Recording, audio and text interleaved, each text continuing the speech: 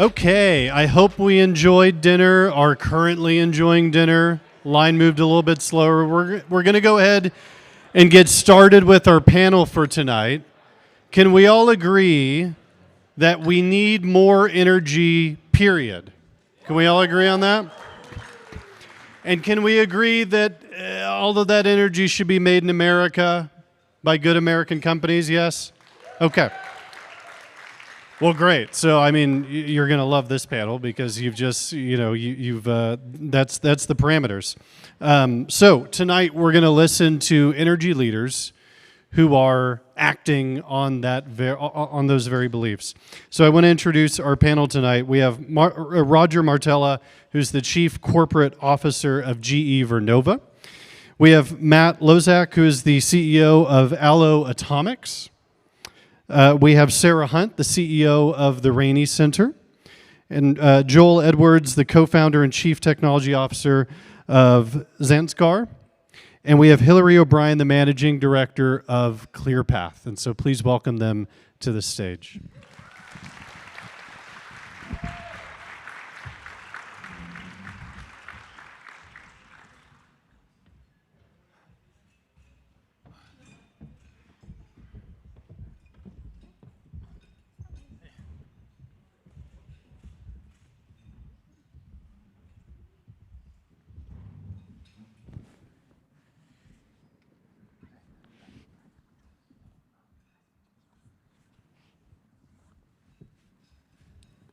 All right, thank you, everyone. Thank you, Stephen, for that introduction. Good evening. I am Hillary O'Brien. As he mentioned, I'm the Managing Director of Clean Power and Natural Resources at ClearPath. And for those of you that are not familiar with ClearPath, we are a DC-based, conservative, clean energy advocacy organization whose mission is to accelerate American innovation to reduce global energy emissions. And so thank you again for ACC for having me, and thank you for this beautiful room. It's so exciting that you're holding this incredible event, your summit, at this library. I think we've all heard and learned so much about the library this morning on our tours. I think the thing that excites me most about this building is its independence. You know, we heard this morning that it generates its own energy and treats its own water, which makes it a really fitting location for us to talk about the future of American energy. And you guys picked a really good state for it too. We know that North Dakota is the net energy exporter with the lowest average retail electricity price in the country. So this is just, yes, exactly, go North Dakota. This is extremely well timed. And so before I introduce the panel, our distinguished panel of experts, I want to quickly frame up 3 facts about what America's energy future is up against.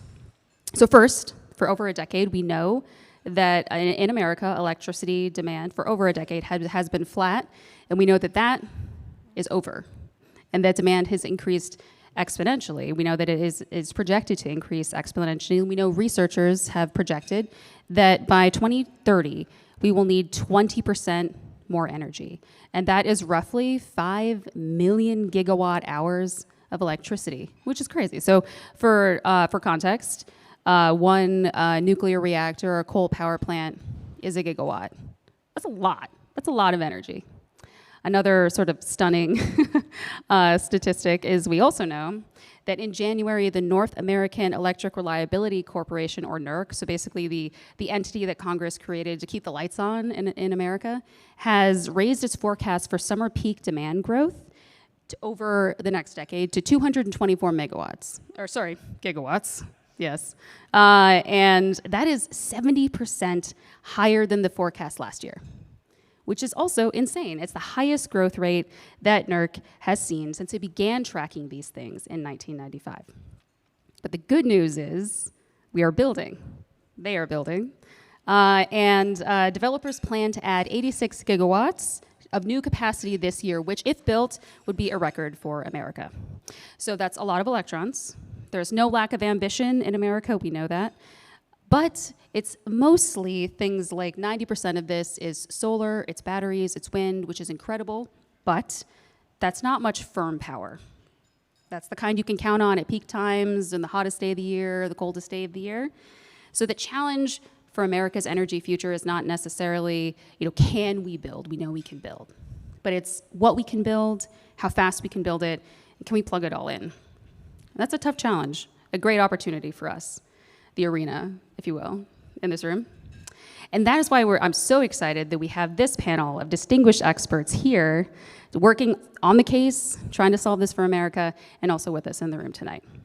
So, I know that we've already heard just a brief introduction of our panelists, but because I know a lot of you live in the room, live outside of the DC bubble, which is a healthy choice. I think that's great. Good for you. Someone's laughing really, really hard over there.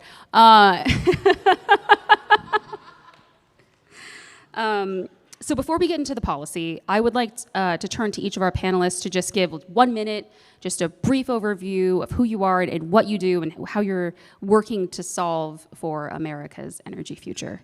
And maybe I'll start with Sarah next to me. Hello. I should turn my mic on, although I'm a girl lawyer and everyone's always happy when we stop talking. Hello, I'm Sarah Hunt. I'm the president and CEO of the Joseph Rainey Center for Public Policy. I'm so honored to be here with all of you. When Benji Backer many years ago came to me and asked me to help him start what was then American Conservation Campus, we dreamt of all of you. So thank you for being here. You are one of my dreams, and I'm just so grateful for everything that all of you do, and I'm honored to have been a small part of the American Conservation Coalition over the years. At the Rainey Center, like ACC, we are inspired by Teddy Roosevelt. How many of you are really inspired by him today? Ooh, yeah. And I know we all love that he protected 230 million acres of public lands. But he also built the Panama Canal. And that's why I'm excited to be on a panel with these builders, because conservation and construction are not in tension. Teddy Roosevelt preserved 230 million acres of public lands, and he built the Panama Canal, so conservation and construction were not in tension at all for him either. You know, there's more, and this is where the Rainey Center's mission comes in. He believed in fairness, he believed in a square deal, he believed in women's suffrage when that was not cool. That's the tradition that Rainey does much of our work in. We're a big tent, non-traditional conservative organization. We're all the conservatives you didn't know existed, the girl ones, the gay ones, the climate ones, the brown ones. And I hope that you're here at a conservation conference, but I hope that you'll embrace that part of his legacy too. The common good and equal opportunity is how we will win on the conservation and environment issues. Thank you, Sarah. We had some Panama Canal fans over here. Yeah. Big round of applause for the Panama Canal. Roger, I'd love to hear from you. Thank you very much. Is this on? Okay. My name's Roger. I'm part of a company called GE Vernova, and we're feeling like the 19th century, I think, today, right? Like we're kind of in a 19th century mindset and being inspired by all these great leaders. So I've got one, Thomas Edison, who founded my company in 1892 and was a tinkerer himself and kind of a Renaissance man like President Roosevelt. And he started the first electrification revolution. And GE changed a lot of times over those 125 years or so, but it was always about using innovation to lift people into prosperity. And that's what GE Vernova does today. We're a purpose-built electrification company, and our mission is to electrify the planet to enable people to thrive and to decarbonize the grid. So if we just break that down, electrification, our equipment produces about 25% of the world's electricity. We have gas turbines, we have nuclear reactors, we have SMRs, we have grid equipment, we have wind turbines. We love it all. And so we're trying to put more electricity on the grid every year and meet this demand, and making sure about 30% of that's in emerging economies and places that are underserved by access to electricity. And how are we training that workforce of the future, including people who have been underserved with STEM careers. We talked about people thriving. That's all the economic development, the investments we're making in our factories and our workforce and our supply chain. Again, underserved communities, underserved demographics, more women leaders in our space and communities that historically haven't had access. And then, of course, decarbonization. The more we invest in the grid, the more we invest in electricity at scale, the more we're going to improve the trajectory of emissions, more sustainability that we're here all inspired today. So that's our mission, that's our purpose. But the most important thing I do, and the most important thing our CEO does, is we try to bring along the next generation of leaders. That's why I think of ACC as the most important organization I think out there. And Sarah, it's great to hear. I didn't know about your connection here, going all the way back to Benji. So I'm not surprised, but it's great to hear that. Because as Danielle talked about today, 15 years from now, you're going to be running things. As I told her, it's not 15 years, it's more like 5 years, so get ready now. But we need you to get in that mindset now, because the most important thing I can do is to hopefully set you up for success, because you're going to be entering this space at a historic, unprecedented time, just like Teddy Roosevelt was, just like Thomas Edison was, to really make changes for the decades to come, and no organization is better able to position you than ACC. So we'll get into some of that tonight, I imagine, but thank you for being part of this.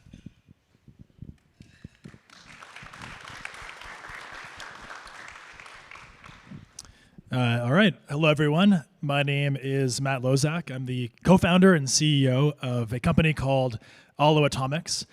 So thanks to Chris and everyone for having me here. We've known each other for a while now. They've been very helpful to us. And so what we do is we mass manufacture nuclear power plants that are purpose-built for initially powering AI data centers. And we're going to come down the cost curve and then power lots of other things with these kind of smaller mass-manufactured nuclear reactors instead of these large bespoke plants. So we got started 2.5 years ago. We were 2 people, now we're 200, and we've raised around 300 million so far, and we just signed a term sheet, just among friends. So we've signed a term sheet. We're going to be raising around $1 billion this year. So we're moving into a 1 million square foot facility. Right now we're in 40,000 square feet in Austin, and it's a factory. It's more of a glorified fabrication shop, where we built our first reactor, which we turned on a month ago.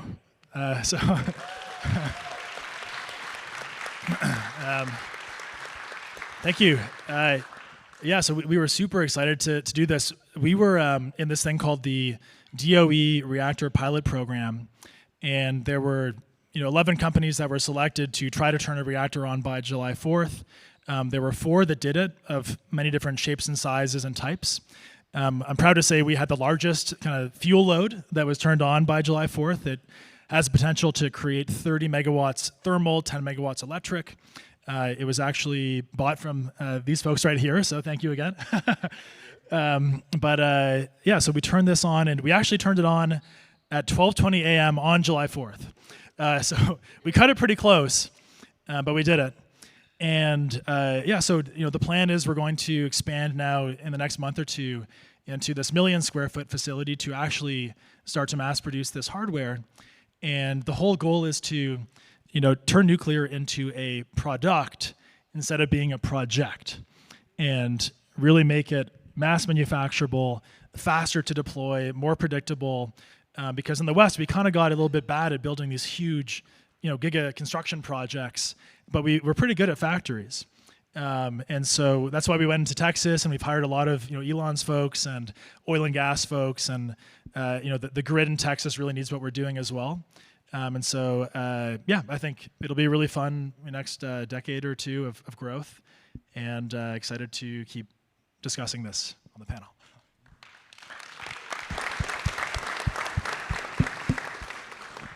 Awesome. A product, not a project. I love that. That's very exciting. And let's hear from our last panelist. Hi, everyone. It's great to be here. My name's Joel Edwards. I'm a geologist, and I'm a co-founder of a geothermal power company called Zanskar. We're based in Salt Lake City, Utah. We're about 100 people. Oh, we got Salt Lake people here? Yeah. Nice. All right. Woo! We're about 100 people, engineers, scientists, operators, and so forth. We've raised about $200 million. And over the last 5 years, we've been conducting the largest exploration campaign for geothermal resources in the country's history. We've explored over 8 million acres of lands out west for geothermal resources. And when I say geothermal resources, you can think of Yellowstone, but Yellowstone with no hot springs or fumaroles or anything. These are resources that are hidden underground, but that are massive, have lots of heat, and so forth. We drill into these resources, We bring that heat to the surface, and then we convert it into electricity and put it on wires to serve customers. And so I'm excited to talk about geothermal power. Geothermal power has a lot of the attributes that nuclear has. It's stable, it's an inertial mass system, and so forth. And it's one of these decarbonized, firm power sources that everybody's really excited about. Thanks.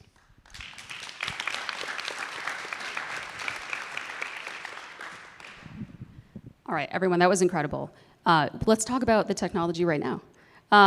So Matt and Joel, you are both deploying genuinely new technologies. So Matt, you're mass manufacturing reactors. Joel, you are using AI to discover geothermal that everybody else walked past. Why is right now, like why is August 2026, why is this the moment that you guys can win with your companies? Do you think your technologies would have been successful 5 years ago? And if not, what changed? Let's start with Matt, Mr. Closer. Yeah, so I think it's kind of already been said. I mean, right now is a pretty special moment in time. If you look at energy in the U.S. across the past 25 years, there's been somewhat stable growth in the grid.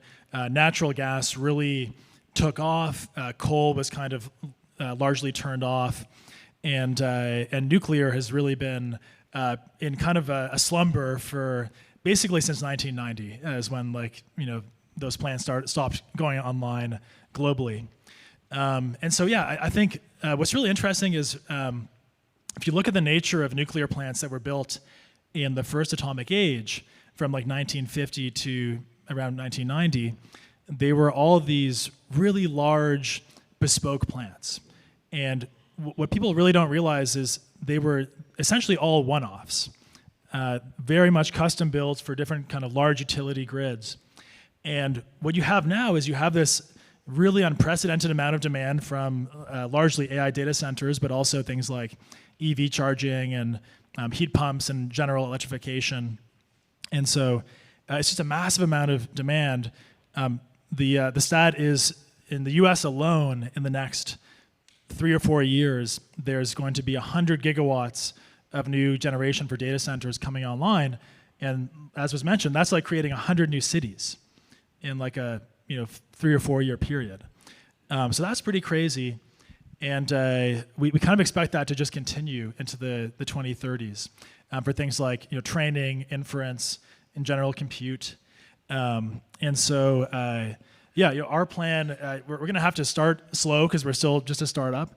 So we're still going to be like a small fraction of these guys' demand for the next few years. But our whole goal here is to get to a gigawatt per year by 2030 coming out of the factory, which is so simultaneously, this is impressive because usually it takes 10 years to build a gigawatt scale nuclear plant. But then also, it's kind of nothing if you compare to the competition, which is natural gas, or coal. So the records are 20 gigawatts in a single year for nuclear, 50 gigawatts in a single year for coal or natural gas, and even for solar, which operates at like a 20% capacity factor, if you normalize for that, it's still 80 gigawatts. It's like hundreds of gigawatts nameplate. This first factory we're making will be good, but the goal for after that is to then go to 100 gigawatts per year and really help nuclear to fulfill its potential. And so, when we get to that scale, I believe, and you can correct me if I'm wrong, I think right now the supply chain for nuclear, UO2, the common fuel used at 5% enrichment, is like 40 gigawatts a year, mostly for refueling the current fleet. I'm just kind of using, so roughly that much potential to refuel. So there'll have to be a ton of new stuff across the whole supply chain to really allow nuclear to fulfill its potential. And our goal is to one day be a big enough impact to cause these guys to spin up tons more production to help us fuel all these reactors coming off the factory floor. So, yeah. That's super exciting. Joel? Yeah, this is a good question. So we're a geothermal wildcatter. You can imagine the term wildcatting is when you go out to frontier areas and you take risks and you drill into the subsurface and you don't always know what you're going to get. And you can imagine that the cost of your projects is a function of how many bad wells you drill versus how many good wells you drill. All those costs get rolled together. So for us to drive down the cost of geothermal, we have to get more accurate as a wildcatter. We have to drill better wells. We have to drill fewer dry wells. So today, relative to where technology was 5, 10, 15 years ago, I think there's 3 things that's happened to make us a better wildcatter than maybe geothermal companies were a few decades ago. One is the sensing stack. So the cameras on your iPhones are not the only sensors that have gotten better in the last 10 to 15 years. The sensors that you stick on satellites, the sensors that you stick on drones, the sensors that you stick on airplanes, the sensors you stick on the rigs or the humans' backs when you go out into the field, all of these sensor stacks have gotten a lot better. It's the cameras, it's the batteries, it's the edge computing, it's the memory. All those things bundled together, they're a lot more lightweight and performant. So we can survey way more acreage than people 10, 20, 30 years ago could. And that allows us to find systems faster and be more successful. One is the AI stack.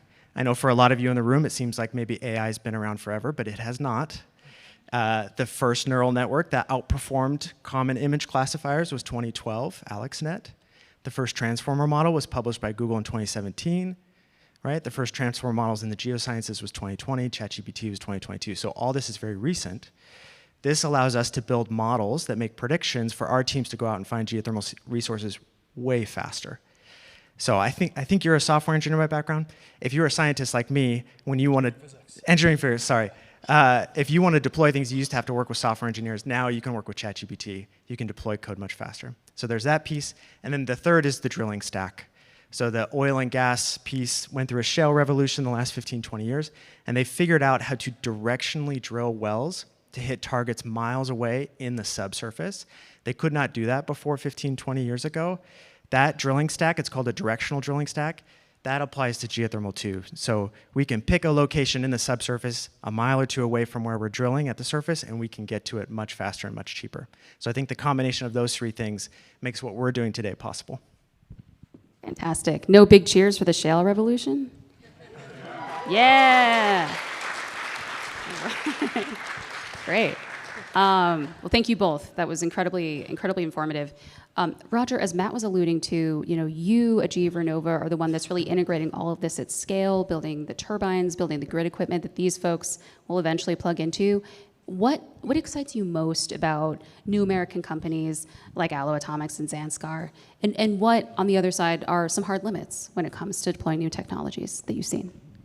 Well, thank you. And first, Matt, it's been really inspiring hearing you speak. You seem like a really humble guy, and to what you're doing is amazing, right? I think, we would be very thrilled if we could keep up with the pace you're driving, but you're talking about the pace at which you're putting electrons on the grid, which I think you're underselling. I think that's incredible how you're doing it, but it's not just about the electrons on the grid, it's about the competitiveness angle of what you're doing too. I mean, the reality is, and this is important for everybody here, if Matt's not doing this, if we're not doing it, China's gonna do it. I worry less about how many electrons are we putting on the grid in any given year. That's important, but I also worry more, are we keeping up with the technologies the world needs? This is a space race of your generation, it really is. Who's going to be first on these technologies? And so knowing you're going to be at a gigawatt per year by 2030, like that'll help the grid, but it'll help the competitiveness angle too. So thanks and congratulations to you. But to your question, so I think of the world like this. We're building the technology today coming out of each of our factories, 21 factories in the US, 25,000 employees here, 85,000 globally. We're meeting the demands of today. We've got gas turbines, we've got our wind turbines, we have our electrification equipment, we have our SMRs coming online. This is meeting what the world needs to get us through 2030, to get us into the early next decade. But the next decade is going to require breakthrough technologies. What we're doing today, what we're able to do today is not going to be enough to get us to 2050, to get us to even 2040, both in terms of the goals we have for electrification, for enabling economic prosperity, remember the Thrive part of this, and the decarbonization goals, the climate change goals I know many people in the room here at the Teddy Roosevelt Library care about.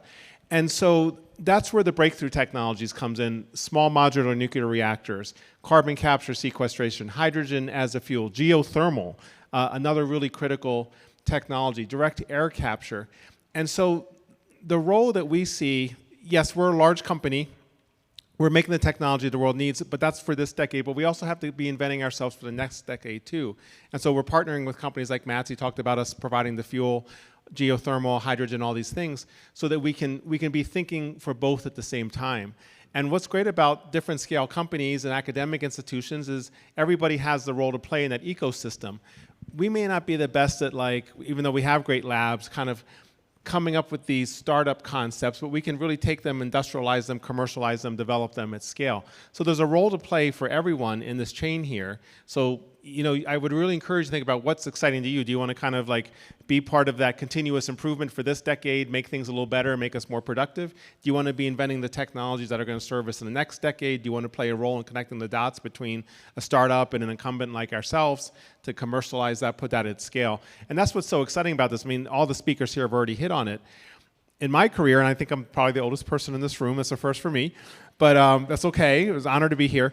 In my career, there's just never been a time where the environment's ever been this attractive to be doing this type of thing, and it's not a temporary thing. This is the world you're inheriting for decades to come, and so there's this untapped opportunity here to be working on any part of this chain.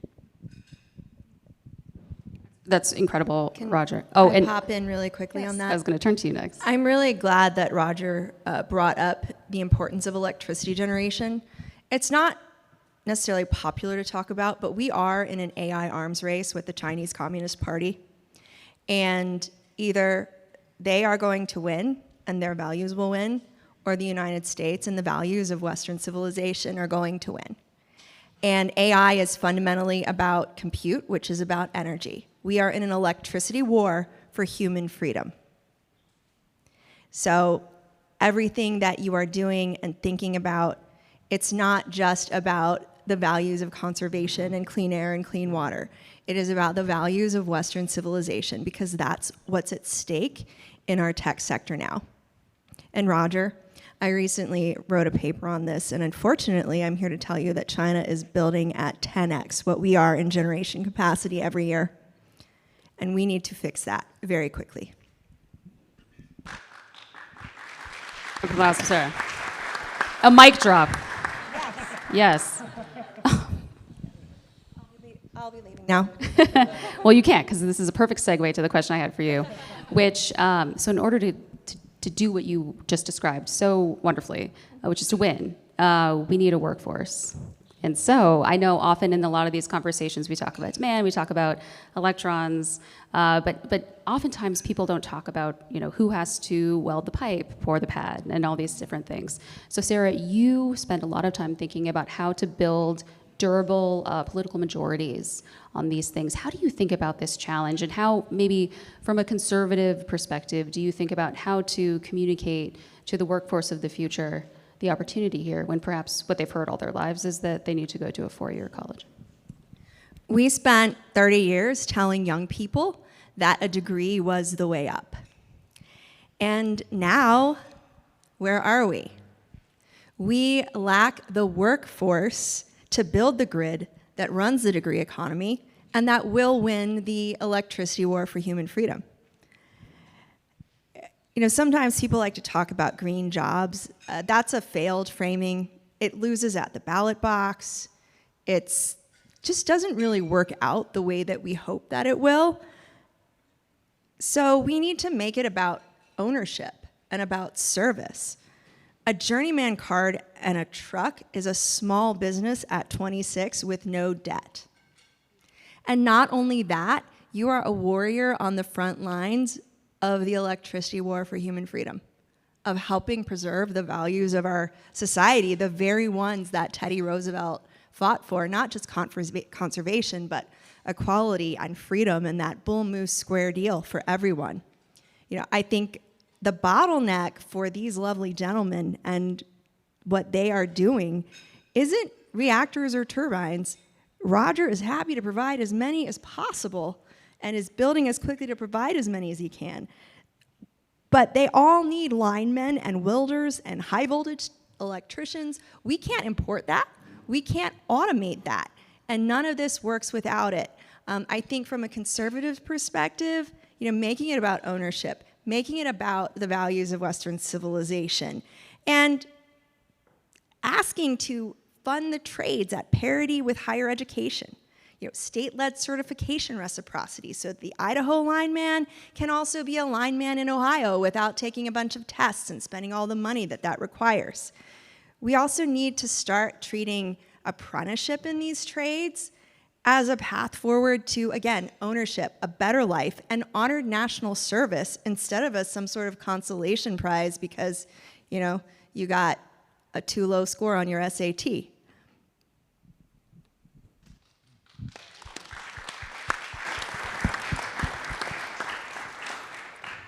Thank you for those insights. Roger, you're hiring for exactly this. What are you seeing here? What do you think the next steps are for us? Yeah, I mean, what Sarah said is exactly right. We have underinvested in kind of the trade and vocational part of it. Now, I want to make it clear. I do think we feel so far behind. I think the industry feels so far behind on trade and vocational. Sometimes that can take the wind out of the room, and there's needs for jobs across the whole space. And part of the message we want to share, and this is why we're so aligned with ACC, is this is a message of optimism. I feel like one of the challenges that youth have, and my own children, I worry about them, is they don't have a lot of optimistic messages being presented to them, and they're not hearing the positive side of conservation, not hearing the positive side about energy and about technology and things like that. And we just see the world so differently, which is why I invest so much of my time on college campuses, and we invest so much of that with Chris and with others, is this is a message of optimism that for those of you who have pursued college degrees and educations and things like that, like the world is yours. Like there's so many opportunities out there with us, with others in this space. You have the opportunity not only to have a rewarding career, but to really have an impact on the planet in ways that for my 35 years I haven't. I've had some amazing titles, but not as much impact. You're going to have the opportunity to really have the impact in the decades to come. But for these trades and vocations, they've kind of been neglected. It's been a little bit of an afterthought. And that's what we're trying to course correct right now. We're trying to, at a minimum, put everything on a level playing field, because there needs to be more incentivization, there needs to be more investment in the trades and vocations, and increasingly that's being seen as a really attractive proposition on all kinds of levels, economic, lifestyle, and just career security and things like that. So that's where we have a gap to fill. And that's where I think we're very united with the Trump administration. We're very united with a lot of other organizations, that every time we open up a new factory, and I was just with Governor Shapiro last week in Charlotte, Pennsylvania, and we're hiring, I think, 200 people in this one factory alone that's making things that China can't make. And it's not just the people we're hiring, but it's all the workforce going to the communities and the development and things like that. So we want to think about it with both mindsets. It's not to take away anything from four-year degrees or graduate studies. We need all of that, please. We need all of it. But we also need things that where we haven't been investing, just like in other parts of the energy sector for the last couple decades. Yes. Please don't let what I said discourage you from pursuing higher education if that is what is best for you. It is more about honoring the reality that these trades are important and can give you a good life. I certainly went to graduate school 3 times, so I would be a little hypocritical if I told you just ignore that. But all of those things get plaudits. Whether you want to go and become an engineer and get that 4-year engineering degree, or you want to go become a welder, or you want to be a teacher, all of those things can be part of winning this challenge. And because this is such, perhaps the most important part of our conversation, I want to turn to Matt and Joel as well, see if you have thoughts on the workforce challenge. Yeah, it's definitely a big challenge. I mean, right now the nuclear workforce, I believe, is measured in like the hundreds of thousands, and we need that to get into the millions. So, how do we do that? Well, we have to train new people, and then also recruit them from, oil and gas and coal and things like that. And so I think that's what we're seeing, and also, frankly, from software and from all sorts of other industries, from cars and rockets, for example, in Texas. And so we're certainly doing a lot of that, and in our workforce that we have today, a big chunk of those are actually coming from outside the nuclear industry. It's probably 75% from outside the nuclear industry, and that's the way it should be. So I think that's been fantastic. And then also, obviously one thing that might be on everyone's mind is, what does AI do to the workforce, right? And in all the data that I've seen, there's a lot of reporting saying it's replacing jobs and this and that, but I've seen some pretty hard data on the fact that in some of the most AI impacted industries, job growth has actually been increasing. And so, I feel like right now, this is probably something we could always philosophize over a beer sometime, and who knows what's going to happen in the 2030s and crystal ball and so on.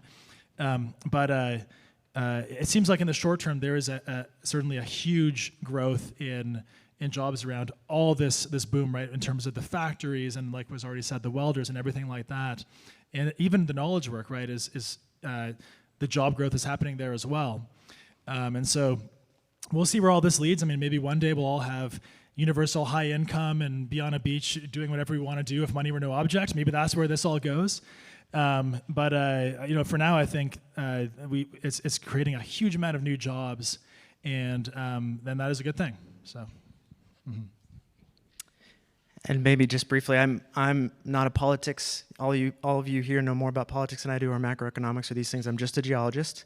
But I just have a few observations. One is, I got my first gig in geothermal, 13, 14 years ago, and I can promise you, geothermal has never been this cool, ever.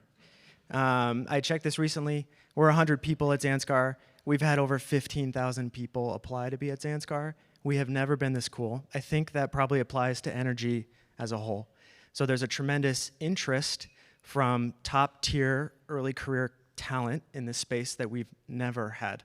So that's the first data point. And then the second data point, what I've observed at Zanskar is that the gap, the delta between senior level skill sets and junior level skill sets has shrunk or collapsed over the last 3 to 4 years with large language model tools.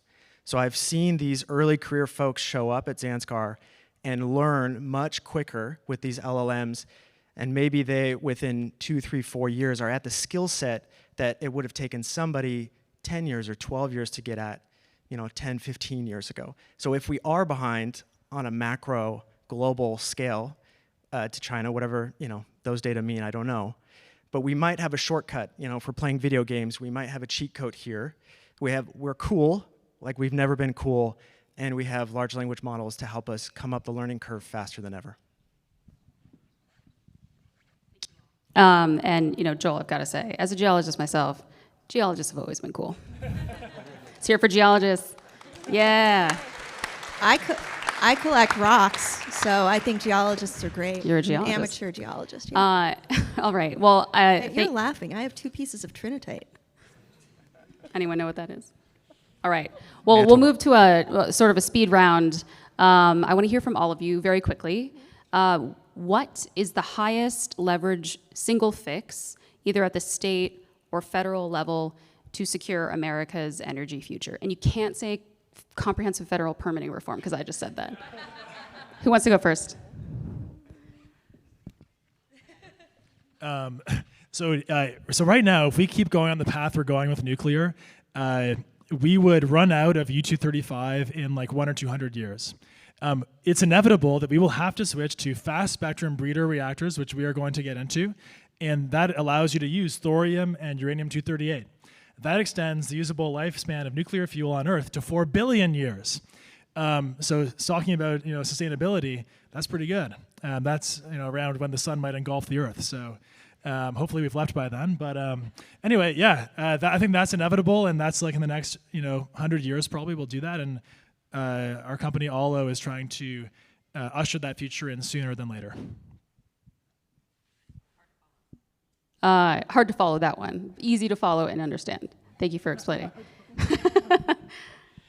So I'm not allowed to say permitting. So my other, we really have 2 bottlenecks in what we try to do. Permitting is the first. The second is interconnection. So the electricity system that we use today is a network of generators, and it's a broad network of load. Right, so every time we turn a light bulb on or we plug something in, that has to be balanced with the generator instantaneously. It's an instantaneous balance across a whole interconnected network of generators and loads. Currently, the way we interconnect new generators or new loads into that system is a 5 to 6 step process that's very expensive and takes a long time. There's been 3 recent FERC decisions in the last 3 years to try to accelerate this, clusters and things like that. but we have not figured it out. I can say from the Zanskar perspective, we've seen our fastest interconnection timeline was a year. Our average interconnection timelines are 5 to 6 years, and our slowest interconnection timeline that we've seen for our projects is 13 years. Obviously, I don't know if I'll be alive in 13 years. So we need to speed these things up. And then obviously it's very expensive. So we're seeing interconnection costs that are very, very expensive per megawatt. So we are too slow and we are too expensive. Can I pick my favorite permitting reform piece? All right. I think that permitting reform is probably one of the biggest obstacles, but the fix isn't speed, it's durability. A permit the next administration can revoke is not an asset you can finance. And guess what? We have to have money to build all of these lovely things. Put another way, a permit that can be undone by a president's whim isn't a permit. It's an option that Washington has on your capital. And I know this administration thinks it can get the most of this through executive action and make it stick post-Loper Bright, but it's a problem because what one pen scribbles, another can cross out. So statutory certainty is the reasonable business certainty. That is a conservative position and that we need for our fine builders at both the federal and state level. Just to kind of connect the dots here, I think this is consistent. We're in the Teddy Roosevelt Library. You know, we talked about the Panama Canal, we talked about building the national parks, doing really big things, oversized things, and we can all think of examples of that. As a global company, when I go around the world, put Europe aside, other parts of the world are doing what Teddy Roosevelt did. They're doing really big, bold things, moving fast, breaking things, 5-year plans, 10-year plans, not slowing down. And the one thing we need to fix is we need to bring that mindset back, that we can do really big things, we can do really big things across multiple political spectrums, multiple political administrations, and shoot for that, because the rest of the world is moving with that pace and that urgency. We have so many advantages here in the US that makes us such a leader, but we can't afford to fall behind. And I think that's the theme that's come through each of these discussions in the last couple of minutes here is how do we move faster, how do we move at pace, how do we move with the urgency, and that's what we fundamentally need to solve for. Well, a lot of great answers. I want to pivot really quickly for a second. I'm going to go to Sarah. I know that we've been talking about all of these opportunities, all these challenges that can be addressed with policy. So sitting here with a room full of like potential future policymakers, Sarah, you work both on federal policy and at the state level, again, building durable political majorities. Where is the leverage that you see? Like, how should people be thinking about how to engage with the sort of the federal sphere and the state sphere as well? Go where the decisions are.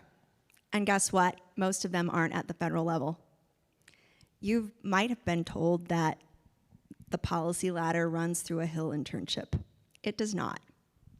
In this area, it runs through public utility commissions, county siting boards, state legislature, energy committees. Almost nobody under 30 wants those seats, except for Tex Fisher, a former ACC employee who is now a member of the Ohio House of Representatives. Please be like Tex. Take one of those seats and you will have more leverage at 28 than many Hill staffers at 45. And the Rainey Center and our network of elected state, local, and federal leaders will be with you and support you every step of the way with leadership development, with policy insight, with communications training, and we will be so happy and so thrilled to support you once you are a policymaker. The other thing that I would say is sometimes we silo federal and state policy. It's one policy ecosystem. It is a food chain. And I'll tell you what, guess how fast your US Senator or US House member is going to call you back if you are the state representative or the county commissioner that they have to see at every Lincoln Day dinner and ribbon cutting, and they know you're effective and they worry about you primarying them. You will be called back very quickly, and you will have incredible leverage at the federal level. And as we know, your states can do more in 6 months or 3 months I mean, goodness gracious, I think like just in the last 6 weeks, over 300 bills have been filed in state legislatures on data centers alone. The federal government, I think, hasn't done anything particularly meaningful on permitting reform in, 3 years? Things move fast in the states are the laboratories of democracy. So everything that happens at home, all politics is local. It will trickle up. We do have cooperative federalism. It is a relationship that moves back and forth. So leverage your grassroots power and leverage your ability to step up and serve.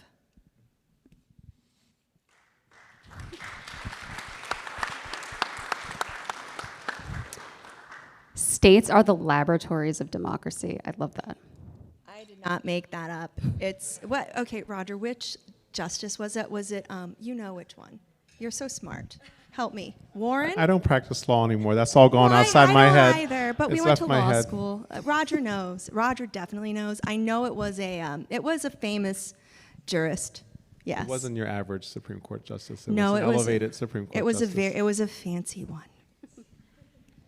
Well, we want to turn things over to you all to ask questions in just a minute. I just want to close by offering an opportunity for each of our panelists very, very quickly, if you can. If there's one thing you want everyone in this room to take away from our conversation, what is it? Sarah, I'll go back to you and go all the way down, unless you're not ready. Oh, I'm always ready. It goes back, I'm pausing for effect. I was a theater minor. Rock collecting's just a hobby. What I want you to remember is Theodore Roosevelt and his legacy. Make it yours. Conserve 230 million acres of public lands. Build the Panama Canal. Fight for suffrage. Fight for the Bull Moose Square deal. Fight for freedom, equality, and a more perfect union where the American dream belongs to all of us. And with that as your North Star, we will address all of these challenges.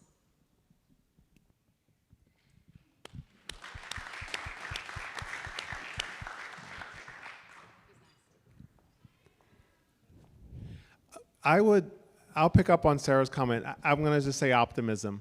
The world needs optimism. You should be optimistic. As I've said a few times, you have such an exciting opportunity in the decades ahead of you, not only for your rewarding careers, but to have a really meaningful impact on the country, on the planet, and to make it better. And I just really want to compliment all of you. I want to compliment ACC. It's why I think ACC is really the most important organization. There's optimism in terms of feeling ambitious about your job, but there's also optimism in terms of the energy you project. And my family and I, we showed up here last night. We're on East Coast time. No one has a truly easy time getting here. But just walking into the breezeway and seeing all of you move from the reception into the dinner. We didn't join you for the dinner. We just wanted to kind of check it out and get a feel for the thing. Everybody was just commenting, like, what has happened? Like, we came from Washington, and we've entered this world of, positive energy. You could feel the energy. You can feel the energy in the room. And it just speaks so well towards you being ambassadors for this, both for yourselves and for bringing other people along, because we do need more positive, we need more optimism, and we should have that with all sincerity. So thank you for being such great ambassadors of that.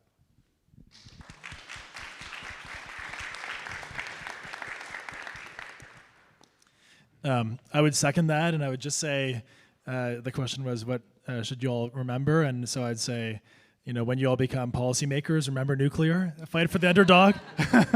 Don't forget about us. I always like to say there's two types of people in the world. There's people who love nuclear energy and those who haven't looked closely at it yet.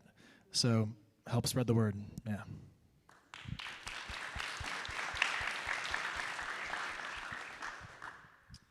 And then my advice is maybe a self-interested advice, but I learned today that Teddy Roosevelt was in politics early in his life, and then he took a break, and he came out to North Dakota and did other things outside of politics before going back into politics. And this place makes an argument that had a huge impact on who he was as a president, who he was as a person, and so forth. So I would make that argument to you all. If you go into politics, maybe consider taking a break, and especially coming into an industry like geothermal and helping us. We would really appreciate that. We recently built our first little government affairs team, people from the politics world, and they have learned a ton about how geothermal operates and works at the front lines, And we have learned a ton about actually how the government works. We had no idea. So that would be my advice. If you do politics, make sure you take a break at some point, come out, work on the front lines, and then go back.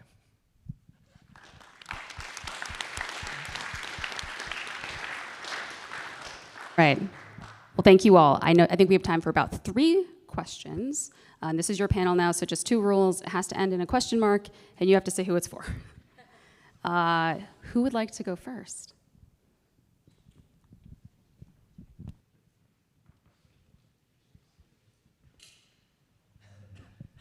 Is this on? Oh, yeah. Hello, my name is Nick. I am from the Treasure Coast delegation from the state of Florida.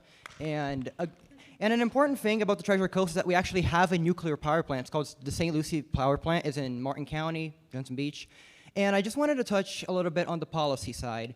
So as we know, the Trump administration has recently challenged 2 very famous principles of nuclear energy. The first is the Aalo principle, as low as reasonably achievable, and the model of the linear no threshold, where many studies, including by the Breakthrough Institute, have found that abolishing the linear no threshold could save nuclear investors up to tens of billions of dollars by effective cleanup operations, by not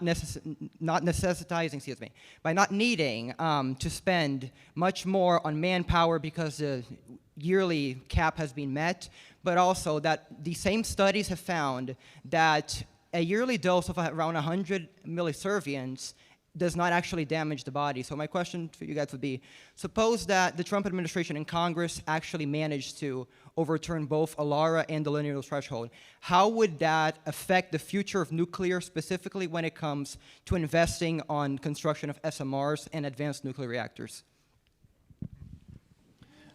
Great question. Thank you. I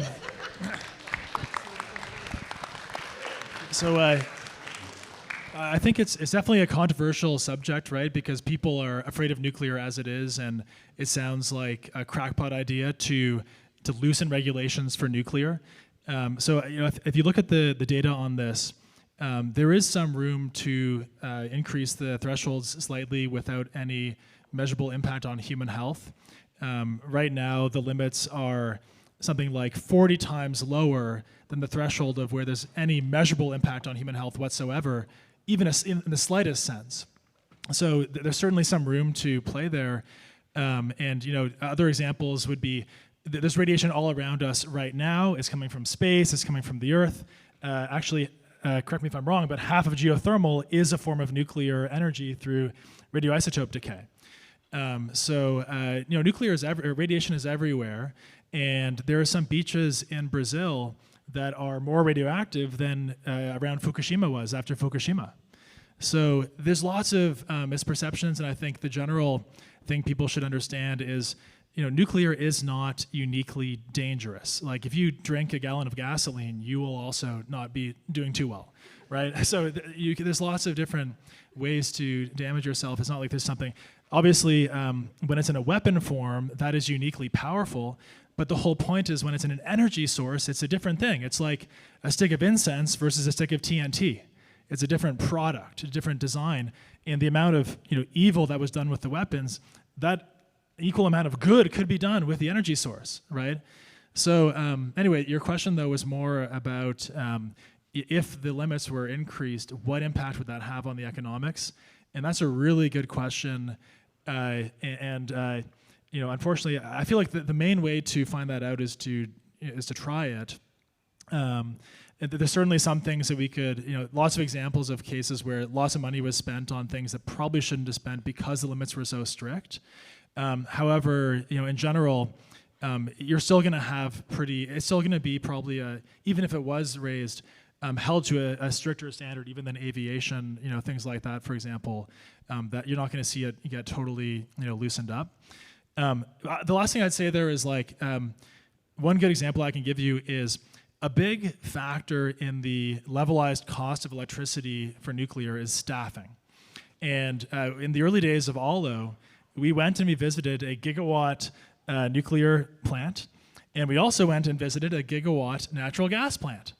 And the gigawatt nuclear plant had 200 staff and 20 armed guards and 7 sniper towers. And the natural gas plant had 20 staff a key card system, and a box of KFC. Should nuclear be held to a stricter standard? In some ways, yes, but probably not that. Like that's probably a bit much for many reasons, which I'd probably speak for too long here. But anyway, so I think it's a really good question, and we'll see where that goes.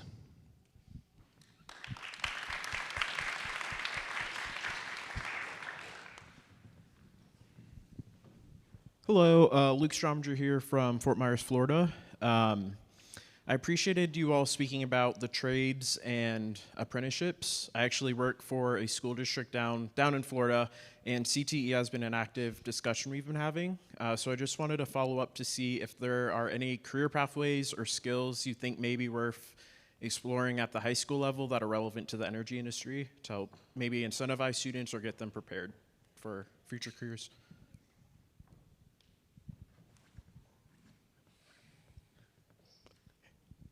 Absolutely. And I think as we talk more about making up for what's been a deficit, shame on us for not having kind of encouraged, I think, these careers as much as we should have.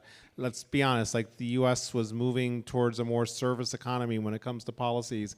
We're moving back towards policies that support a more industrial manufacturing type infrastructure, which I like to think if you're in this room, you probably come to appreciate.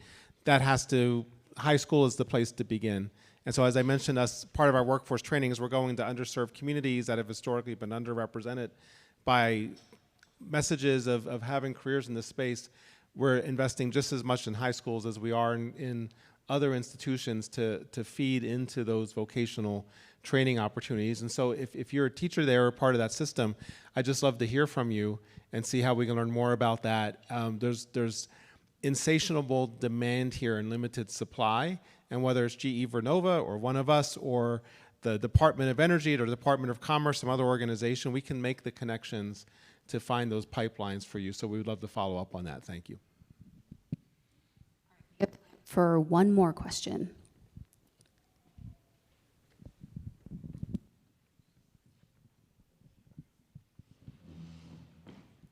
Key McWilliams, I'm the president of ACC for the state of Arkansas. Matt, I got another question for you. Mine's going to be a lot shorter. How close are we to getting commercialized thorium-based nuclear reactors? Hopefully pretty soon, although I think it's just an economic question. So right now it's pretty cheap to mine U-235 and then enrich it and use that. There's already an existing supply chain for that. And so in order to switch over to thorium, it would have to probably become a bit more constrained on that supply chain for it to economically make sense to spin up a whole new supply chain on thorium. You'd still need U-235 as like the tip of the match, but then the matchstick would be the thorium and the U-238 in breeder reactors. And the other benefit people should know here is when that technology that we're doing, the fast spectrum sodium breeding reactors, is available, you'll be able to use nuclear waste as fuel. And one really cool fact to leave everyone here with is the amount of energy currently stored in all the nuclear waste around America is greater than global oil and gas reserves. Incredible note to end us on. We are out of time. All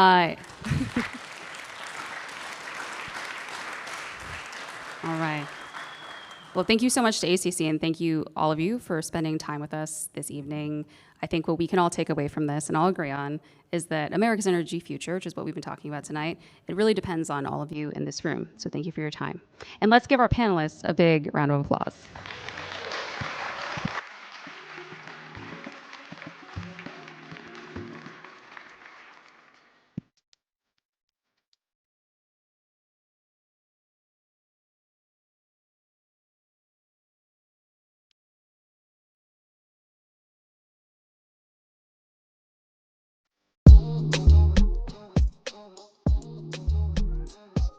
Am I on? All right. Thanks to our panel again. And I also want to give a special thank you to Roger and Sarah, who serve as board members with us as well. So we appreciate them.